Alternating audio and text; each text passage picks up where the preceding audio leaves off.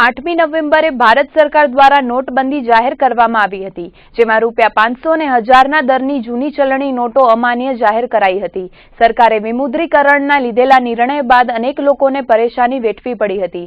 નોટબંધીના 5-1 મહિના બાદ હવે સ્થિતિ થાળે પડી હોય તેવું લાગી રહ્યું છે, પરંતુ સરકારે લોકોને વધુ એક આંચકો આપ્યો છે, જેમાં ₹2000ની નવી નોટ આવતીકાલે 1 એપ્રિલથી અમાન્ય જાહેર કરાઈ.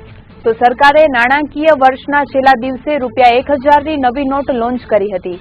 આવતીકાલે 1 એપ્રિલથી ₹1000ની નવી નોટ માર્કેટમાં આવવાની છે, તો ₹2000ની ફૂલ ગુલાબી નોટ રદ્દી બની જશે. સરકારે નવેમ્બરમાં નોટબંધીની જાહેરાત કર્યા બાદ ₹500 અને 2000ના દરની નવી નોટ બહાર પાડી હતી.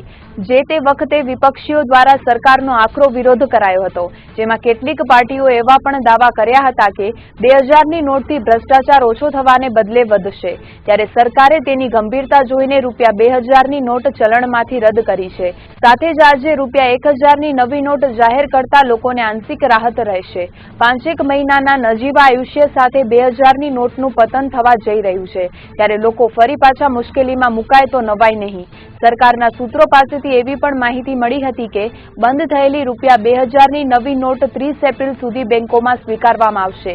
આ ઉપરાંત સરકારી સેવાઓમાં તેમજ ઇમરજન્સી સુવિધાઓમાં અને પેટ્રોલ પંપ પર 2000ની નોટ 30મી એપ્રિલ સુધી માન્ય રહેશે.